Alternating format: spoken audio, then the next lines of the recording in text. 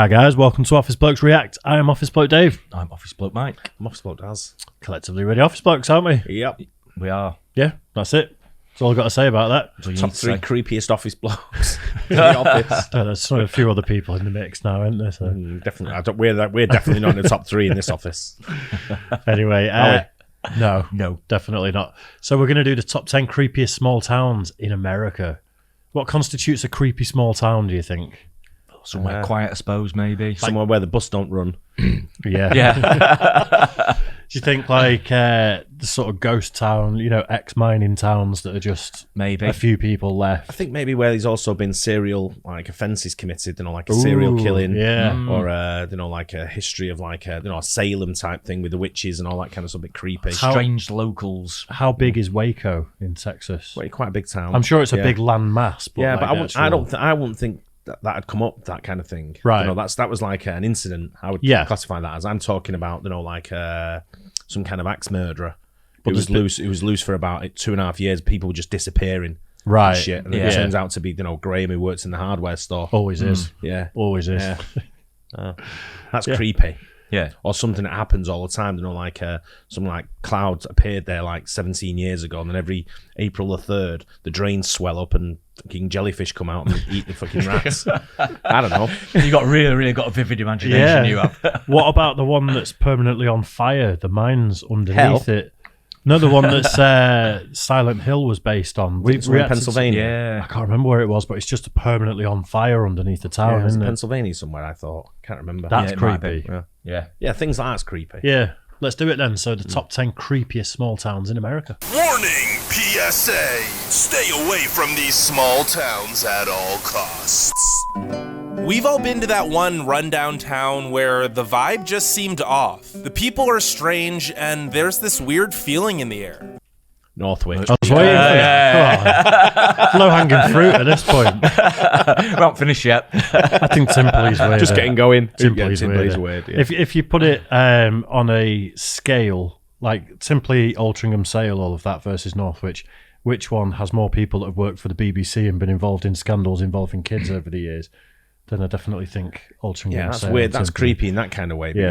if you go and visit Northwich, when I go Northwich, I kind of look. I've got my eyes up, peeled at every fucking junction everywhere. It's proper like ghost town. They forgot to close down, innit? Yeah. Mind you, if you got a statue of Frank Sidebottom in your village centre as well. Legend. Legend. Yeah, fair play.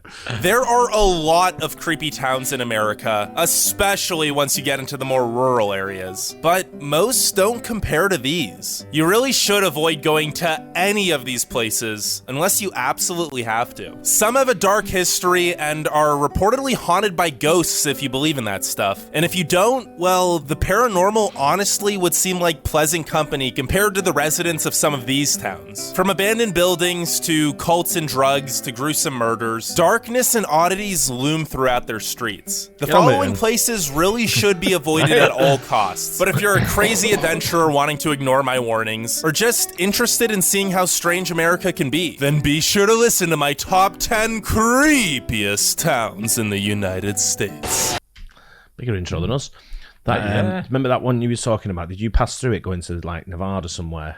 It was like a real strange town on the border of somewhere else, but it was like all abandoned cars on the beach or something, or on a lake area. No, I had seen it on something else, right? And then it was on a video that we reacted to. Do you know which one I mean? Yeah, I'm thinking somewhere like that. That's creepy. There's one there's a lake next to it that's like a salt thing that's dried up. Yeah, that's it. And then there was the other one where there's essentially no laws. I think like a smell of fish or something like that. Yeah, and all that kind of stuff. But the other one with the cars in the ground and stuff, there's just no laws there whatsoever. And I've seen it on a few programs. There's no police, no infrastructure. It's just all. Is it New York? No. Number 10, Whittier, Alaska. How would you feel if your entire city lived, worked, and spent their free time in the same building? What if they never left? Well, that's life for the 208 residents living in the small port town of Whittier, Alaska. The only way you can escape or enter, if you dare, is by boat or through a single, highly regulated one-lane tunnel. It closes often and unexpectedly. When it is open, you're only allowed to enter every half hour. Fortunately, you don't need to go through the inconvenience of leaving your building, since this single 14-story structure, Blokes Towers, has everything a town could need, from a grocery store to a post office to apartments you can call home, all in the same building. You really do never need to leave, and most people don't during the winter. Just imagine the isolation. What's even more unsettling is that although the people have lived this way for generations, this is actually a new building. But the old building they all used to live in is still there too. No. On a hill, dilapidated, crumbling, and fenced off, never to be entered. Outside of Blokes Towers, the town just seems barren, abandoned, and creepy. While cruise ships do come through here in the summer, very few visitors make the trek during the winter, when the town stays dark for over 18 hours a day, making Whittier feel incredibly lonely and isolated. Not even got a pub, have they? Makes Northwich look like fucking Beverly Hills. It does a bit, doesn't it? Yeah, it's a bit basic. Imagine getting banned from the shop. Banned from the pub. Yeah, it's a death sentence. They're like, Imagine no forgetting food your for key. you. It's probably all the containers. There's probably dead people that have been banned from the pub. Yeah. Yeah. What's You a bit- forget to pay your rent and you're snowed in. It's like, get out.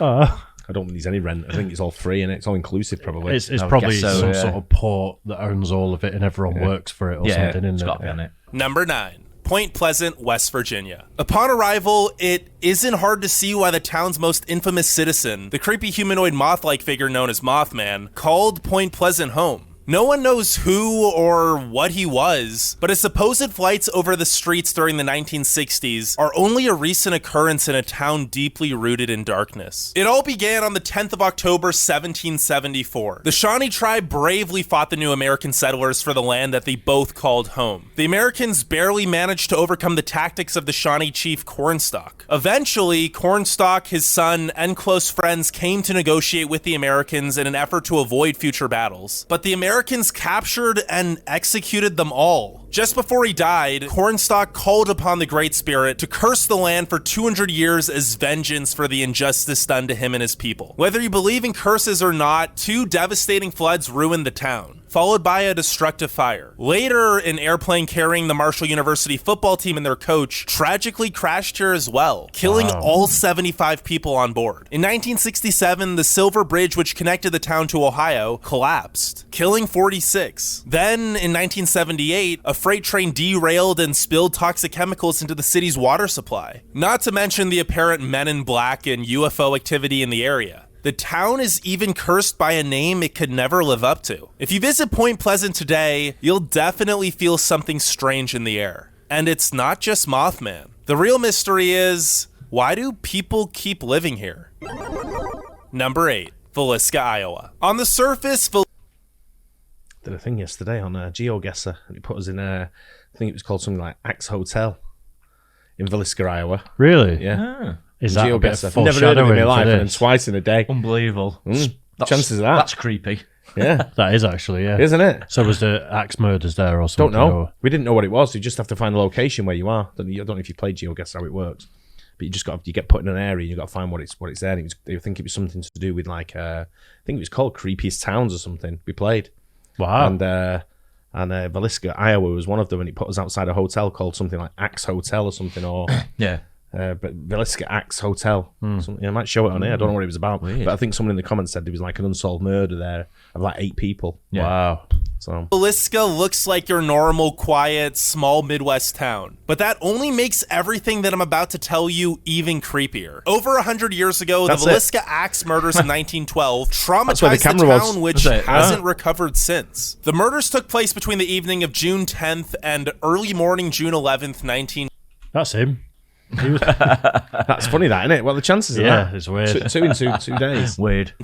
When 8 people were discovered dead at Josiah and Sarah Moore's house. The 6 members of the Moore family and their 2 house guests were found bludgeoned. Even the 4 children had severe head wounds from an axe. Although a lengthy investigation yielded several suspects, one of whom was tried twice, the crime remains unsolved. An air of uneasiness envelops the town today, perhaps because its residents never quite felt safe, knowing a ruthless murderer freely roamed their streets. Today, the town is run down, and although tourists can spend the night in the Moore House, I don't know why anyone would want to. One traveler who passed through here recounts, "It did feel eerie and I felt unwelcome. Even the flies were more annoying there." Perhaps that's why no civilization settled nearby. Even though there are 1,200 people currently living in the town, the nearest restaurant or grocery store other than their gas station is 15 miles away. Wow. Number 7. Centralia, Pennsylvania. Centralia has been on fire for decades. Yeah. Yes, you heard me right.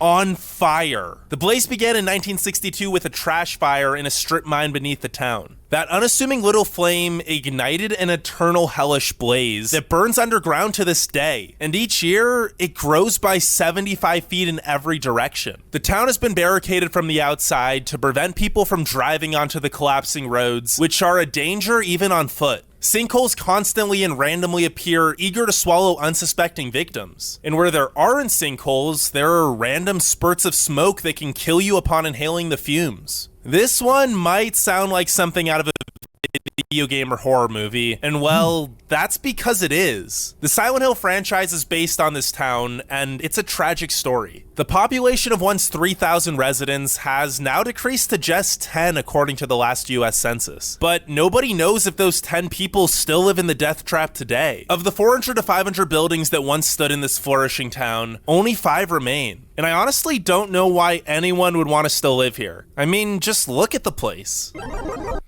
Dave's back garden. It's amazing how fast nature just gets it back. Takes Isn't over. it? People leave in a couple of decades. Was it 75 feet a day? No, a year. Oh, yeah. In every Right. I direction. thought you said a day. Yeah, but that's... you think they'd be able to contain it, wouldn't you? You would think it must be down to cost, I guess, or something like that. Liability as well. Everyone's probably gone, nah, nothing to do with me. I'm not spending It must millions be, on it's that. probably like a vast network of tunnels, isn't it, where it's spreading everywhere. It must be just sort of, I don't know. It must be somewhere with chemicals. Now you'd be somewhere to contain it. Yeah, you'd think so, wouldn't you? They'll suck the oxygen out of it somehow. Yeah. Lock it up and, yeah. Like you say there, it's probably cost. A lot of it will be. And if it's got got to be on shithole in the first place, probably like just let it finish Yeah, it off exactly, first. yeah. Then we'll There's just 10 stubborn regenerate. bastards that won't leave. It's like, yeah, they'll be dead eventually. Number 6. Broadhead, Wisconsin. Broadhead is a town haunted by many dark and twisted tales. The first known haunting began after 2 men brutally murdered a helpless woman whose ghost supposedly now roams the bridge that she died on. And that isn't the only tragedy that darkens the city. A fire claimed the life of a little girl who apparently now haunts the building she burned to death in. As if that isn't bad enough, Broadhead residents have recounted numerous haunting encounters with various ghosts all over the town. Perhaps because of another tragedy that happened at what is now called Hell's Playground, where children were murdered by a mentally ill man. Many reports of eeriness and even the faint sound of children chanting have been made. And even if you don't believe in ghosts, the town here still feels creepy, perhaps in part due to the old decaying architecture mixed with extremely religious people and lots of meth addiction. Broadhead just isn't a pleasant place to go through. Number 5. Yeah, looked a bit Sounds grim, that grim. one, didn't it? Yeah, very much so. Did. Definite spooky history. I'm not doing. I don't know. Do you believe in ghosts and stuff like no spirits and all that? No, for me neither. For the haunted stuff, and as soon as anything happens, it's a little bit weird. Everyone's like, "It's a ghost." Yeah. First thing in it. Yeah, not for me. I think energy can't be destroyed, Yeah, can it? no. So somehow whatever's in us goes somewhere, whether it's heat or, whatever. But I don't think there's like entities that are people that used to exist, Yeah. existed on some other plane, just this like bit here. shuffling a piece of paper near you to freak you out, knocking a mug over. Look at this bit here, though. You got the Ohio River on one side, and then the Mississippi on the other. Wow. You're like kind of like state borders. Yeah. Everything's wrong with this bit here, isn't it? Fort Defiance Park on the tip. Yeah, but that little bit of Illinois, that's Illinois in the middle, and then Yeah. the other side's Kentucky, and the other side's Missouri. Oh yeah, So that little bit in the middle is just Illinois, isn't it? wow. Ah, wow.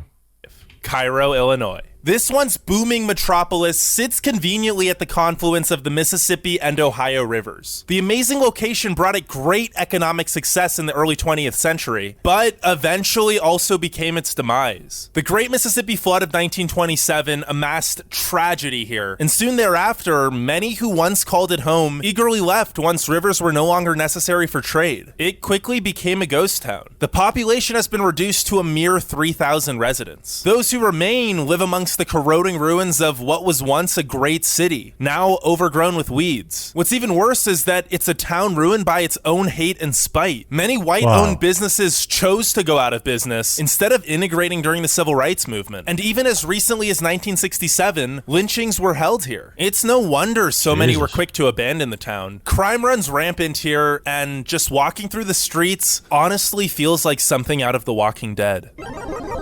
That looked grim. That did actually look very grim, didn't it? I don't know where that image was first when he first shown it, because it looked pretty good. It did, didn't it? Yeah, with all the lights. Booming sounds, all lights lit up and all that. Yeah. That's a a generated image. Some great architecture as well. Look at it. It's mad. I wonder if there's any other country on earth where you can go from the city being the absolute pinnacle or the town to being trash 20 years later. You know, to that degree. London's still got a huge infrastructure, and you know, it's not. Although it's becoming dangerous, it's not falling off like a place like that is. Like Detroit was the richest city in America at one point and is now the poorest, isn't it? Southport over here. Yeah. Southport's always been a dump, hasn't it? I mean, you've got big sort of more towns than anything over here, haven't you? Like cotton mill towns, you know, like your Oldhams and Berries. Up in the northeast, all the shipbuilding yards and places like Middlesbrough and Teesside. True. Falling on sort of You're hard talking times on a global scale. But on a global scale, Well, it's somewhere to go from absolute boom to absolute bust within a couple of decades. You know, when you've still got the beautiful buildings, the infrastructure, but everyone just leaves and the business is shut. But you look for that, but then it needs to be developed in the first place for that to happen. Yeah, but you've got other places like Damascus and Syria. You know, boomtown, but great city too. But then True. Obviously, war-torn. Yeah, I get you. Number 4. Antelope, Oregon. Oregon. Drive about 20 minutes outside of any city, and you're guaranteed to find some total weirdness. I mean, this thing, the Temple of Oculus Anubis, is just outside of Portland. But out of all Oregon's cultish, creepy, and strange towns, Antelope is by far the creepiest. I mean, the people here live with actual deer on their porches. That's a major weird red flag. But maybe they just didn't get the memo, since they don't have any modern technology or much communication with the outside world at all. Now, you're probably wondering the same thing I was. Why do these people live with deer? Well, in 1981, a mystic guru guy from India known as Bhagwan Sri Rajneesh bought 65,000 acres of land just 18 miles outside Antelope. And let me tell you, Oregon had no idea what was coming. It wasn't long before thousands of his followers had infiltrated the town of Antelope with their cultish ideals and eventually even voted to rename the town after Rajneesh. Imagine that just happening next to your little small town where everything's always been the same. Thousands of like Hare Krishna types just appear out of nowhere. Madness. But taking over Antelope wasn't enough. Members of the cult began poisoning everything from restaurant salad bars to water supplies of nearby towns, and even Portland and Salem. They also tried to murder several public officials. A global manhunt eventually collapsed the cultic commune, but needless to say, the town of Antelope never quite recovered. It's a ghost town, full of decaying, empty storefronts. Only 49 people remain here as of the last US Census, many resiliently still following their cultic ways, living with their deer. Number 3. Colorado City, Arizona. The misleading name isn't half as misleading as the beliefs of the fundamentalist Mormon cult gone rogue that lives here. It all started when Warren Jeffs, a leader of the church, convinced followers in this desert town that technology was satanic and everyone outside of their cult was possessed by Satan. So members of this cult needed to keep their bloodlines pure and only marry within the commune. Eventually, Jeffs was arrested for child molestation, but his ideals remain in the town. Though the rest of the world has moved on, Colorado City is stuck in the 1800s. From their traditional clothing to lack of technology and extreme hostility toward visitors and the entire outside world. Although the town is full of houses, they're mostly abandoned by the members of the cult who instead opt to live secretly in large compounds. The only obvious thing about their way of life is that young girls are forced into polyamorous relationships with much older men. But any other practices remain a mystery, and members of the cult make every effort to keep it that way. Always sex pests, aren't they? Yeah, that's exactly Every what- single time. Yep. It's That's what just it comes down to, innit? it is. Yeah. Leader of the cult. I get to have all of the women. That's right, yeah. Yeah, exactly. Whoever. Yeah, Nuisances. big time. Number 2, Auburn, West Virginia. This is your typical spooky Appalachian small town, of which there are a lot, but Auburn, West Virginia just might be the creepiest. Located right off of State Route 74, the town of 90 residents consists of a single street lined with shack-like houses, and the road comes to an abrupt end once it reaches the woods. There's only one way in or out of the town. Why or how it got there is a mystery, and the people that live here are even more mysterious. A man on a motorcycle trip through Appalachia accounts how he stumbled across the town, which was completely silent and seemingly empty, not a soul in sight. After coming to the dead end at the edge of town, he was forced to turn around, and as he drove back through the town, dozens of people had suddenly materialized on the porches of their shack-like houses. They stood motionless, silently watching him. He got out of there fast. That's probably, it was a farm, and then like farm workers had shacks on there and family members did, and it expanded a little bit, but never became an actual town. Yeah. It's West Virginia, though. Is that what it's like? That would be weird. That Remember would, Deliverance, right? yeah. Is that where Deliverance Deliverance is is West set? Virginia, wasn't it? You know what? I'm not sure. But Not sure. either way, West Virginia got 2 in the top 10. Yeah. Yeah. That's the second one. That would be creepy though if you're driving through a town or a village or something like There's that no- on a yeah. normal road, and then there's no one there, but then you came to the end, the road just stopped. You're like, what? It's just shit. Just the woods with someone stood in a bush looking at you. Wait, Hello. Imagine if you're driving on a road and the road just came to an end. It was like, Jesus, really? Number 1, Skidmore, Missouri. At first glance, you may Skidmore. see Skidmore as just another decaying small town that more and more people are leaving every year. But this town is a lot more depressing than that, especially when you know where it all started. Over 50 years ago, the notorious bully Ken McElroy blackmailed his way into a reign of terror over the town. He literally raped and pillaged the people there, forcing women as young as 12 into polygamous marriage. No one knew how to stand up to him, not even the police, until one day someone just shot him in front of the entire town. There was an intense legal investigation, but no one in the town would say a word. The authorities eventually gave up. Skidmore was finally peaceful. For a while, but in the year 2000, Wendy Gildenwater was stomped to death by her boyfriend. Some even say she was dragged on the streets hanging from the side of his car until she died. But that wasn't the last of the town's nightmarish troubles. On December 16th, 2004, a pregnant 23-year-old, Bobby Jo Stinnett, was discovered by her mother, who told 911 operators that she looked like her stomach exploded. Upon autopsy, they found that the infant was cut out of her womb by another lady who decided she wanted a baby. For a town of just 250 residents, there have been an abnormally large amount of gruesome murders and disappearances. That's why Skidmore truly is the creepiest town in America. But seriously, you probably don't want to visit any of the towns on this list. Besides Whittier, Alaska, which is actually quite nice in the summertime. Racism. Oh, Jesus. Yeah, that was a Yeah, they're a bit grim, some of them. some very weird sounds. there. Yeah. It's quite sad to see places that just go down the shitter like that much. I don't know. I think they should be. I mean, we've had this discussion before about investments into different towns from different people, and incentives to sort of like go there and do something. But if people don't want to look after their own and themselves, it's hard to look out, isn't it? Yeah, of course it is. Do you remember when they were selling houses in an Italian village for £1? Yeah. Because it was, the whole thing was a ghost town, and it was like beautiful weather, beautiful architecture, but everyone had left. They'd all gone to get jobs in the city or whatever, and there's just nothing.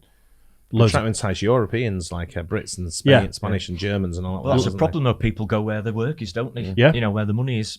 But loads of people Just thought the way of the world. Loads of people thought that meant you pay £1 or €1 or whatever, and you get a house. Yeah. Which you do, but then you have to renovate it to a certain standard, which costs another 10,000-20,000. Liverpool did it as well. Is that what Liverpool They sold did? a house for £1 on the streets. They were all like terraced houses That's in right. Liverpool. Yeah, I remember They that. sold them all, but you needed to spend a minimum of 25,000 in the first year to do it renovate, up. And, Yeah. But you still ended up with a house, and hopefully with like-minded people on the street. Oh yeah, if For 25 grand. You'd be making money. It'd be a good investment, wouldn't it? But Didn't work. Did it not?